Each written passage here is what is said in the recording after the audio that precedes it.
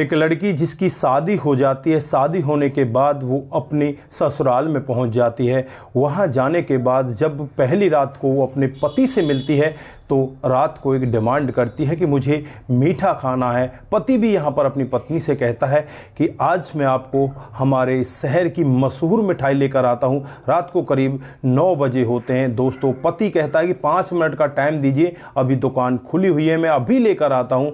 दोस्तों जैसे ही वो दुकान पर जाता है तभी थोड़ी देर बाद घर वालों का फ़ोन आता है कि बहू अंदर से दरवाज़ों को नहीं खोल रही। दोस्तों जैसे ही दूल्हा घर पर पहुंचता है, घर जाने के बाद देखता है कि जो उसकी पत्नी है वो एक पंखे से लटकी हुई है।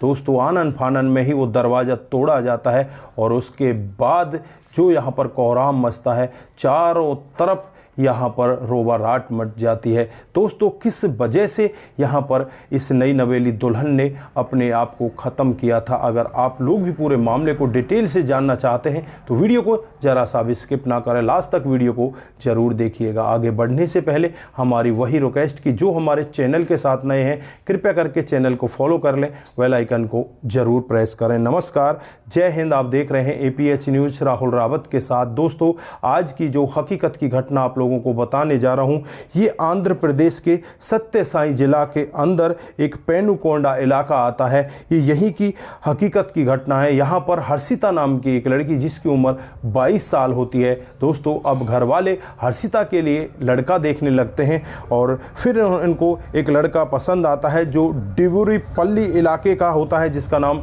नागेंद्र होता है, जिसकी उम्र 25 साल होती है। दोस्तों नागेंद्र बहुत अच्छी जॉब करता है और यहाँ पर नागेंद्र का रिश्ता हर्षिता के साथ तय कर दिया जाता है। दोस्तों 4 अगस्त को शादी तय की जाती है और 4 अगस्त के दिन सुबह सुबह से ही जो नागेंद्र है वो तैयारियों में लग जाता है। इधर जो हर्षिता के परिवार वाले हैं वो यहाँ पर बारात के स्वागत की तैयारी में लग जाते हैं। एक बहुत बड़ा मैरिज होम बुक किया जाता है, उसमें कोई भी ऐसी मिठाई नहीं होती जो उस मैरिज होम में नहीं थी, कोई सब्जी ऐसी नहीं बची जो उस मैरिज होम में नहीं थी। यहाँ पर पिता अपनी बेटी की शादी के लिए इतनी सारा खर्चा करता है, चारों तरफ यहाँ पर खुशियाँ ही खुशियाँ होती हैं, डीजे बज रहे होते हैं, ढोल नगाड़े बज रहे होते हैं।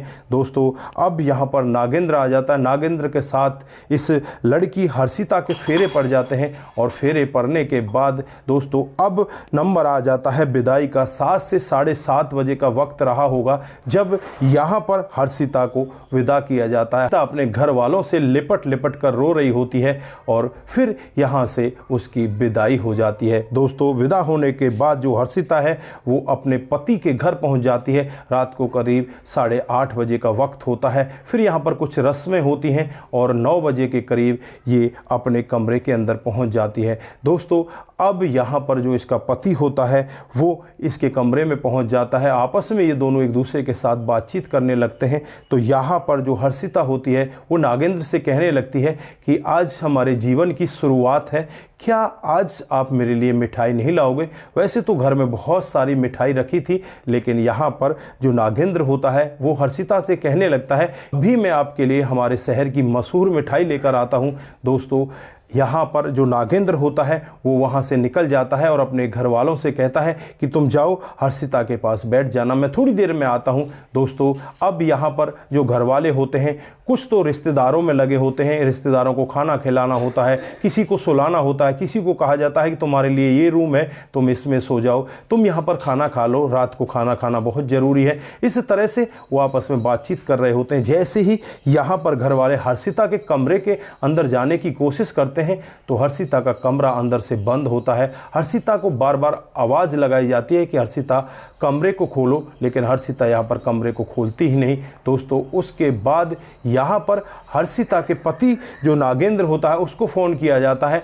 तो नागेंद्र से यही कहा जाता है कि तुम्हारी पत्नी अंदर से दरवाजे को नहीं खोल रही। दोस्तों वो मिठाई वाले के पास पहुंचा ही होता है, तभी वहां से वो वापस भाग आता, बिना मिठाई लिए हुए सीधा अपनी पत्नी के पास आता है और वहां आकर देखता है तो कमरा अंदर से बंद है। और जब खिड़की के अंदर से झांक कर देखा जाता है तो बस यहाँ पर सब घर वालों के हाथ पैरों के नीचे से ज़मीन निकल जाती है। दोस्तों जो हर्षिता नई नवेली दुल्हन होती है वो एक पंखे से झूल झूल रही होती है। दोस्तों आनन फानन में ही वहाँ पर पुलिस को बुलाया जाता है, दरवाजे को तोड़ा जाता है। दरवाजे को तोड़ने के बाद जब हर्षिता को देखा जाता है तो वो मर चुकी होती है। दोस्तों अब यहाँ पर पुलिस डेड बॉडी को अपने कब्जे में लेती है और उसे पोस्टमार्टम के लिए भेज देती है। चारों तरफ यहाँ पर हंगामा मच जाता है। जब इस लड़की के घर वालों को पता चलता है कि हमारी लड़की ने ऐसा कदम उठा लिया है तो घर वालों के भी हाथों पैरों के नीचे से ज़मीन खिसक जाती है। दोस्तों यहाँ पर पुलिस अपनी तरह से यहाँ पर जांच पड़ताल में लग जाती है। हर्षिता का कोई मोबाइल यहाँ पर होता नहीं।